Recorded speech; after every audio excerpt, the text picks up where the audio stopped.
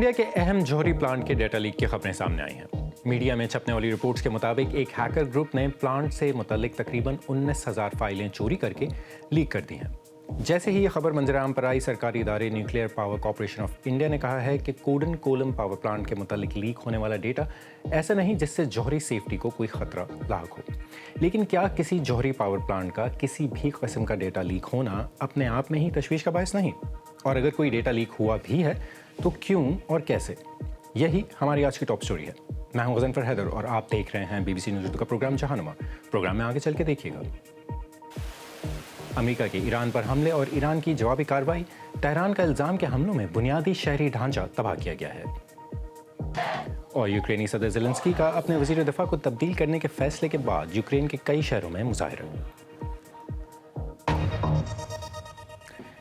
India में सरकारी मिल्कियत के जौहरी इदारे nuclear power corporation of India limited ने कहा है कि कोडन कोलम जौहरी पावर प्लांट के डेटा लीक के बारे में जो खबरें आ रही हैं, इसमें प्लांट के जौहरी तहफ़्फ़ुज़ और सेफ्टी से मुतल्लिक कोई मालूमात लीक नहीं हुई हैं।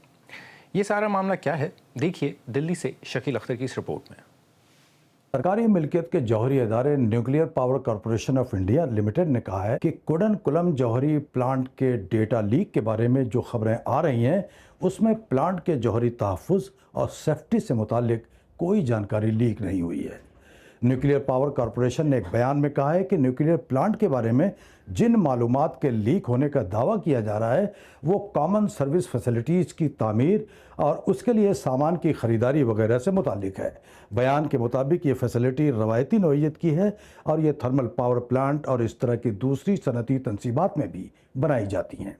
इनका जौहरी तहफ़्फ़ुज़ या जौहरी सिक्योरिटी के निज़ाम और उससे मुतालिक जानकारी से कोई ताल्लुक़ नहीं है। न्यूक्लियर पावर कॉरपोरेशन का यह बयान इन मीडिया रिपोर्ट्स के जवाब में आया है, जिनमें कहा गया है कि एक हैकर ग्रुप ने इंडिया के सबसे बड़े जौहरी प्लांट कोडन कुलम से मुतालिक तकरीबन 19,000 डिजिटल फाइलें चोरी कर ली हैं और उन्हें अपनी डार्क वेब पर शाये कर दिया है। रॉयटर खबर रसा एजेंसी के मुताबिक वर्ल्ड लीक्स की वेबसाइट पर शाये इन मालूमात में जौहरी प्लांट के वेंटिलेटर का खाका और कंट्रोल रूम का नक्शा भी शामिल है। लीक होने वाली फ़ाइलों में मुबैना तौर पर ज़ेर तामीर यूनिट के बारे में वेंडर की तजवीज़ और प्लांट ऑपरेटर्स और रिलायंस कंपनी के इंजीनियरों के जॉइंट इंस्पेक्शन के रिकॉर्ड और इक्विपमेंट के फ़ोटो भी शामिल हैं। हैकर ग्रुप ने ये फ़ाइलें एक प्राइवेट सनती ग्रुप रिलायंस इंफ्रास्ट्रक्चर के सर्वर से चोरी की हैं। इस कंपनी को कोडन कुलम जौहरी प्लांट की तीसरी और चौथी यूनिट में प्लांट की तामीरात और इंजीनियरिंग वर्क वगैरह का ठेका दिया गया था। रॉयटर के मुताबिक रिलायंस का कहना है कि एक सर्वर से उसका डेटा जुज़वी तौर पर हैक हुआ था, जिसके बारे में उसने सर्वर फराहम करने वाली कंपनी को जून में अलर्ट किया था। वाशिंगटन में वाक़ यूनियन ऑफ कंसर्न साइंटिस्ट से मुंसलिक न्यूक्लियर पावर सेफ्टी के डायरेक्टर एडविन लेमन ने BBC से बात करते हुए कहा है कि अगर ये वाकई किसी जौहरी तनसीब के नक्शे हैं जिनमें आलात, पाइपलाइनों, केबल्स, दरवाज़ों और दीगर अंदरूनी तफसीलात की निशानदही की गई है, तो ये हमलावरों के लिए मददगार साबित हो सकते हैं। उन्होंने मज़ीद कहा कि आम तौर पर इस तरह की मालूमात अवामी दस्तरस से दूर रखी जाती हैं। कोडन कुलम तमिलनाडु के साहिली इलाके में वाक़ मुल्क का सबसे बड़ा न्यूक्लियर पावर प्लांट है। ये रूस की एक एटॉमिक कंपनी की मदद से तामीर किया गया है। इसमें एक 1000 मेगावाट की 6 यूनिटें हैं। 2 यूनिटें पहले से काम कर रही हैं, तीसरी और चौथी यूनिट ज़ेर तामीर हैं। हैकर ग्रुप के ज़रिए डेटा लीक की खबर इन्हीं दोनों ज़ेर तामीर यूनिटों के बारे में है। खबरों के मुताबिक इंडिया की साइबर सिक्योरिटी की प्राइम एजेंसी जौहरी प्लांट में डेटा लीक के इस वाक़े की तफ्तीश कर रही है। दिल्ली से शकील अख्तर की रिपोर्ट आपने देखी, वो इस वक्त हमारे साथ प्रोग्राम में मौजूद भी हैं। शकील, सबसे पहले तो हमें ये बताएं कि लीक की ये जो खबर है, इस पर हुकूमती हलकों में किस तरह की तशवीश है, क्योंकि खबर तो ये बहुत बड़ी है। जी बिल्कुल, ये बहुत अहम खबर भी इसलिए भी है क्योंकि इंडिया का जो रिकॉर्ड है, जो इंटरनेशनल एटॉमिक एनर्जी एजेंसी वगैरह भी कहती रही है कि न्यूक्लियर सेफ्टी और सिक्योरिटी के मामले में इंडिया का रिकॉर्ड बहुत अच्छा रहा है। इस लिहाज से अगर ये ब्रीच जो की ख़बरें आ रही हैं और जो वेबसाइट पे वहाँ पर मौजूद हैं, जो चीज़ें डाली गई हैं, तो ये उस लिहाज से काफ़ी तशवीश का सबब है। हालांकि यहाँ पर न्यूक्लियर पावर कॉरपोरेशन ने कहा है कि कोई ख़ास चीज़ इसमें नहीं गई है लीक में, लेकिन अंदर अंदर यहाँ पे काफ़ी तशवीश पाई जाती है और इसकी सिक्योरिटी को लेकर अब काफ़ी जो है मीटिंग्स वगैरह हो रही हैं। اچھا یہ بتائیں کہ یہ جو لیک ہونے والا ڈیٹا ہے یہ کس قسم کا ہے, کب لیک ہوا ہے اور اسے کس نے لیک کیا ہے, اور کوڈن کولم جوہری پلانٹ جو ہے وہ کتنا اہم ہے انڈیا کے لیے؟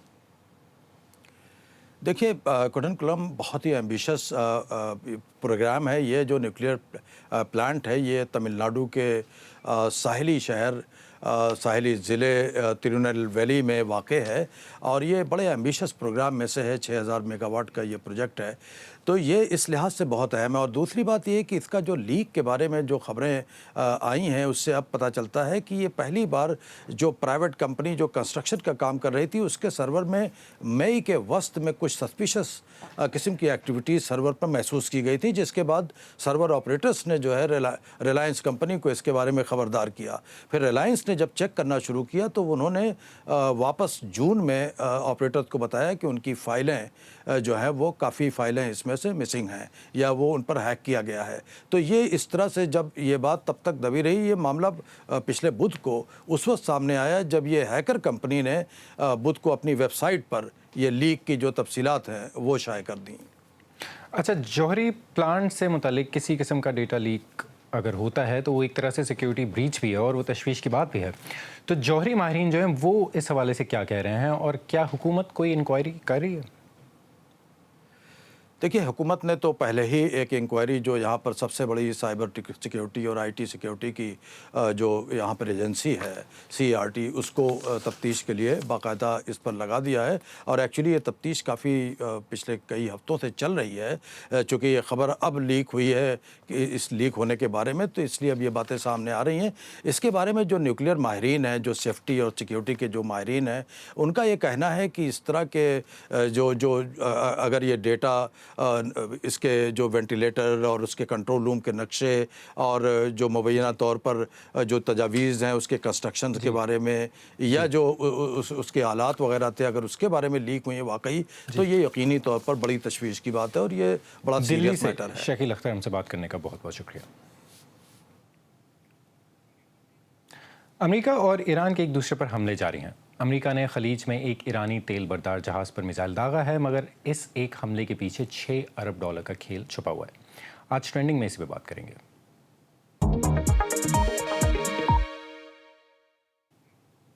امریکہ نے ایک بار پھر ایران کے خلاف بحری ناکہ بندی نافذ کر دی ہے اور اسی کو منوانے کے لیے خلیج میں ایک تیل بردار جہاز کو میزائل سے نشانہ بھی بنایا ہے. امریکی سینٹرل کمانڈ کے مطابق ہیلما نامی جہاز ایران کے سب سے بڑے تیل برآمد کرنے والے مرکز جزیرہ خارج کی جانب بڑھ رہا تھا. امریکہ کا کہنا ہے کہ وارننگ نظر انداز کیے جانے کے بعد امریکی طیارے نے جہاز کی چمنی پر ہیل فائر میزائل داغ کر اسے ناکارہ بنا دیا. یہ جہاز ماضی میں بھی امریکی پابندیوں کی زد میں رہ چکا ہے. یہی ناکہ بندی اس سے قبل 13 اپریل سے 18 جون تک نافذ رہی تھی اور 17 جون کے معاہدے کے تحت اٹھا لی گئی تھی. ماہرین کے مطابق ناکہ بندی کے وقفے میں ایران نے کم از کم 7 کروڑ 40 لاکھ بیرل تیل برآمد کیا, جس کی مالیت $6 ارب تک بتائی جاتی ہے.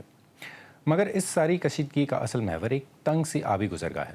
آپ نے ہرمز, تیل کی رسد کا ایک اہم راستہ جہاں سے گزرنے والے جہازوں کی تعداد میں حالیہ دنوں میں ڈرامائی کمی آئی ہے. تو کیا یہ صرف ایک جہاز پر حملہ ہے یا دنیا کی معیشت پر؟ ماہرین کے مطابق آنے والے دن اس آبی گزرگاہ کے لیے فیصلہ کن ثابت ہو سکتے ہیں. میں ہوں غضنفر حیدر اور آپ دیکھ رہے ہیں BBC نیوز اردو کا پروگرام جہانما. اور اب ایک نظر ڈالتے ہیں دیگر اہم عالمی خبروں پر.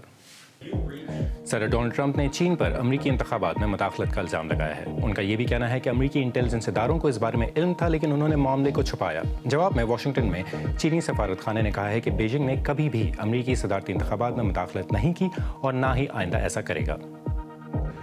برازیل کے عظیم فٹ بالر پیلے کی وہ شرٹ جو انہوں نے 1958 کے ورلڈ کپ فائنل میں پہنی تھی, نیو یارک میں ہونے والے ایک نیلامی میں $49 لاکھ میں فروخت ہوئی ہے. یہ فٹ بال کی تاریخ کی دوسری مہنگی ترین جرسی ہے. اس سے پہلے ارجنٹینا کے لیجنڈری فٹ بالر ڈیگو میراڈونا کی وہ شرٹ جو انہوں نے 1986 کے ورلڈ کپ میں انگلینڈ کے خلاف ہینڈ آف گاڈ کے نام سے مشہور گول کرتے وقت پہنی تھی, 4 سال قبل $93 لاکھ میں فروخت ہوئی. امریکہ نے غیر ملکی اسٹوڈنٹ کلچرل ایکسچینج وزٹرز اور صحافیوں کے ویزوں کی مدت سے متعلق قواعد مزید سخت کرنے کا فیصلہ کیا ہے. نئے ضابطوں کے تحت غیر ملکی طلباء کو 4 سال سے زیادہ عرصے تک امریکہ میں قیام کی اجازت نہیں ہوگی, بشرطیہ کہ حکومت ان کو یہ اجازت دے. وائٹ ہاؤس کے مطابق ستمبر میں نافذ ہونے والی پالیسی کا مقصد ویزا قوانین کے غلط استعمال کو روکنا اور قومی سلامتی کو مضبوط بنانا ہے. फीफा वर्ल्ड कप अपने अख्ताम को पहुंच रहा है। इतवार को न्यू जर्सी के मेट लाइफ स्टेडियम में स्पेन का मुकाबला दिफाई चैंपियन अर्जेंटीना से होगा। इत्तलात के मुताबिक सदर डोनाल्ड ट्रंप फाइनल में शिरकत करेंगे। हालांकि उन्होंने टूर्नामेंट के गुज़िश्ता 102 मैचों में किसी एक मैच में भी शिरकत नहीं की है। इसके अलावा हफ्ते के रोज़ तीसरी पोजीशन के लिए इंग्लैंड का मुकाबला फ्रांस से होगा। इंडिया की पार्लियामान से कुछ फासले पर जंतर मंतर के मकाम पर मारूफ समाजी कारकुन, माहिर तालीम और माहौलियात के मुहाफिज सोनम वांगचुक गुज़िश्ता 28 जून से भूख हड़ताल पर हैं। उनकी सेहत रोज़ बरोज़ बिगड़ रही है और हाई कोर्ट ने हुकूमत को हुक्म दिया है कि वो वांगचुक की जान बचाने के लिए जो कर सकती है करे। मोदी हुकूमत पर इस बात पर तनकीद हो रही है कि उनकी जानिब से वांगचुक से मुज़ाकरात की एक भी कोशिश नहीं की गई। सोनम वांगचुक कौन है और वो भूख हड़ताल पर क्यों बैठे हैं और उनके मुतालबात क्या हैं, ये बता रही हैं दिल्ली से गाफरा कादर। मैं इस वक्त इंडियन पार्लियामेंट के करीब जंतर मंतर पर हूं, जहां पिछले कुछ हफ्तों से एक एहतजाज जारी है, जिसकी शुरुआत कॉकरोच जनता पार्टी यानी सीजेपी की तरफ से हुई थी। ये जो आप स्टेज देख रहे हैं, इस पर सोनम वांगचुक है, जो पिछले कुछ हफ्तों से भूख हड़ताल पर बैठे हैं। लेकिन सोनम वांगचुक है कौन और आखिर उन्होंने ये फैसला क्यों लिया, वो भूख हड़ताल पर क्यों है? आइए इस सवाल का जवाब जानते हैं। अगर आपने बॉलीवुड की मशहूर फिल्म 3 इडियट्स देखी है तो आपको फुनसुक वांगडू का किरदार ज़रूर याद होगा। ये किरदार असल ज़िंदगी के सोनम वांगचुक से इंस्पायर्ड था। लद्दाख से ताल्लुक़ रखने वाले सोनम वांगचुक एक इंजीनियर हैं जो तालीम के शोबे में इस्लाहत और माहौलियात के तहफ़्फ़ुज़ के लिए काम करते हैं। उनके काम को कौमी और बैनुल अक़वामी सतह पर भी सराहा गया है। शिक्षा में जवाबदेही की कि जैसा यहाँ मांग की जा रही है शिक्षा मंत्री से, उस पर कोई कार्यवाही नहीं होती है जवाबदेही की। और दूसरी तरफ शिक्षा के साथ साथ पर्यावरण का, लद्दाख के बारे में जो डायलॉग चल रहे हैं उसमें भी कोई जवाबदेही या हरकत नहीं होती। तो आज मैं मजबूर होकर इन दोनों मुद्दों के समर्थन में अनशन पे बैठ रहा हूँ। हम यहाँ आए तो थे सोनम वांगचुक से बात करने के लिए, लेकिन उनकी सेहत मुसलसल ख़राब होने की वजह से उनके डॉक्टर कह रहे हैं कि वो बात करने की हालत में बिल्कुल भी नहीं है। वेट लॉस हुआ है, वो अप्रॉक्स 9 kg हुआ है। 9 kg में बहुत बड़ी बात है। आज उनका एज है 59 एज। यहाँ से वॉशरूम तक जाने के लिए भी दिक्कत हो रही है, हमें उनको पकड़ के लेके जाना पड़ रहा है। उसमें भी हमें 1-2 बार उनको रुकाना पड़ रहा है, बैठाना पड़ रहा है। उनकी हेल्थ दिन ब दिन बिगड़ती जा रही है। एक आखिरी उम्मीद इस देश में हमें थी सरकारी परीक्षाओं से, कि वो सिस्टम में पूरी तरह बर्बाद हो चुका है। ये एहतजाज इंडिया के medical entrance exam, national eligibility cum entrance test यानी नीट, पेपर लीक और इम्तिहान के निज़ाम में मुबैना बेज़ाब्तगियों के खिलाफ जारी है। एहतजाज करने वाले मरकज़ी वज़ीर तालीम धर्मेंद्र प्रधान के इस्तीफ़े का मुतालबा कर रहे हैं। तुमको देना होगा। प्रोटेस्ट तो कंटिन्यू करेंगे हम, बट अभी जो हमें सबसे ज़्यादा चिंता हो रही है वो सोनम सर के हेल्थ की हो रही है। 2-3 दिन से तो मैं ही रिक्वेस्ट कर रहा हूँ कि सर आप हंगर स्ट्राइक एंड कर दीजिए, हम प्रोटेस्ट कंटिन्यू करेंगे, you don't have to risk your life. But वो कह रहे हैं कि don't ask me to end the hunger strike, ask the government why they are not ready to listen, and along with him there are many students who are on hunger strike। और government बात भी नहीं करना चाहती है। like what kind of democracy is this? उनके नाम की पिक्चर तो बना दी जाती है और पिक्चर बहुत सुपर डुपर हिट भी होती है, एक दूसरे के लिए बताया जाता है कैसे होना है। मगर आज वो शख्स इधर हमारे जंतर मंतर पे मौजूद है, कोई हीरो कोई भी बात इसको नहीं ले रहा है, ना आमिर खान हो ना कोई भी हो। आज उनके लिए उनको सबको आवाज़ उठाना चाहिए कि आज इतनी बड़ी हस्ती हमारे सामने है, इनकी सपोर्ट में हम लोग सब हैं, जितने यहाँ हैं। कॉकरोच सबसे बड़े कॉकरोच हम। और यूक्रेनी हुक्काम का कहना है कि ओडिशा में रूसी मिसाइल हमले में 2 अफराद हलाक और 8 ज़ख्मी हुए हैं, जबकि सिविलियन इंफ्रास्ट्रक्चर को भी नुकसान पहुंचा है। इसी दौरान यूक्रेन में सदर ज़ेलेंस्की की जानिब से अपने वज़ीर दिफ़ा मिखाइलो फेडरोफ को बरतरफ किए जाने के बाद होने वाले एहतजाज के पस मंज़र में इत्तेहाद की अपीलें की जा रही हैं। यूक्रेन की फ़िज़ाइया के नायब सरबराह और वज़ारत दिफ़ा के 2 सीनियर मुशीरों ने भी एहतजाजन इस्तीफ़ा दे दिया है। मुल्क के फ़ौजी सरबराह ने इस बात पर जोर दिया है कि असल दुश्मन रूस है। मिखाइलो फेडरोफ को सिर्फ जनवरी में अपॉइंट किया गया था और इसके बाद से बहुत से लोगों ने उनकी आला टेक्नोलॉजी, ख़ास तौर पर ड्रोन्स की कारकर्दगी बेहतर बनाने की कोशिशों को सराहा है। देखिए पॉल एडम्स की रिपोर्ट जो पेश कर रहे हैं एहसन महमूद। कीव का ये स्क्वायर बरतरफ किए गए वजीर के नाम के नारों से गूंज रहा है। یہ لوگ شیم شیم کے نعرے لگا رہے ہیں۔ جوان یوکرینی اس شخص کی برطرفی پر غصے میں ہیں جسے وہ جنگ کا رخ بدلنے کو ذمہ دار سمجھتے ہیں۔ یہ ہمارے ملک کے لیے ایک فیصلہ کن وقت ہے۔ ہمیں آگے آنا ہوگا اور اپنے صدر کو دکھانا ہوگا کہ ہم اپنے وزیر دفاع کی حمایت کرتے ہیں۔ اس وقت ہمیں برتری حاصل ہے، خاص طور پر بغیر پائلٹ کے نظام کے معاملے میں، اور میرا خیال ہے کہ اس کے ذمہ دار یہی شخص ہیں۔ پھر وہ اپنی نوکری کیوں کھو رہے ہیں؟ میں پچھلے سال میخائیلو فیدوروف سے ملا تھا جب وہ ڈیجیٹل ٹرانسفارمیشن کے وزیر تھے۔ وہ پہلے ہی روس کے خلاف جنگ لڑنے کے جدید طریقے تیار کر رہے تھے، جن میں فضا، زمین اور سمندر میں ڈرونز کا فیصلہ کن استعمال بھی شامل تھا۔ ان کا کہنا ہے کہ اب روسی ہلاکتوں میں سے 95% ڈرونز کی وجہ سے ہو رہی ہیں۔ لیکن اس سال کے شروع میں وزیر دفاع بننے کے بعد انہیں کئی رکاوٹوں کا سامنا کرنا پڑا ہے۔ ان کا کہنا ہے کہ یوکرین کی عسکری اسٹیبلشمنٹ خود کو بدلنے کے لیے تیار نہیں۔ اسی وجہ سے ان کا ملک کے طاقتور فوجی سربراہ الیگزینڈر سیرسکی کے ساتھ شدید اختلاف پیدا ہو گیا ہے۔ ہمیں اس صورتحال کا سامنا ہے کہ ہماری جانب سے پیش کی جانے والی تمام تجاویز کو روک دیا گیا ہے، اور سیرسکی جن مسائل پر ہم نے آج بات کی ہے ان پر آمنے سامنے کھل کر بات کرنے کے لیے تیار نہیں ہیں۔ صدر زیلنسکی سر کیئر سٹارمر کا کییو میں استقبال کر رہے تھے۔ یہ لیڈر کے طور پر ان کا آخری دورہ تھا۔ صدر زیلنسکی کا کہنا ہے کہ انہیں ایک انتہائی مشکل انتخاب کا سامنا تھا۔ ان کا کہنا ہے کہ ان کے وزیر دفاع اور فوجی سربراہ ایک ساتھ کام نہیں کر پا رہے۔ سچ کہوں تو جنگ کے دوران اس طرح کی صورتحال میں صدر کو کسی ایک فریق کا انتخاب میری بہت خواہش ہے کہ اتحاد برقرار رہے، لیکن دونوں فریق اس پر متفق نہ ہو سکے۔ لیکن کییو کے نوجوان مظاہرین کا کہنا ہے کہ صدر نے غلط انتخاب کیا ہے۔ وہ اس معاملے کو اتنی آسانی سے ختم نہیں ہونے دیں گے۔ اس کے ساتھ ہی آج کا پروگرام اپنے اختتام کو پہنچتا ہے۔ پروگرام اسٹوریز اور تازہ ترین خبروں کے لیے ہماری ویب سائٹ bbc.com/urdu پر آئیں۔ BBC نیوز اردو کے انسٹاگرام، ٹک ٹاک، یوٹیوب، فیس بک اور ایکس اکاؤنٹ کو فالو کریں۔ وزن فیدر کو اجازت دیں۔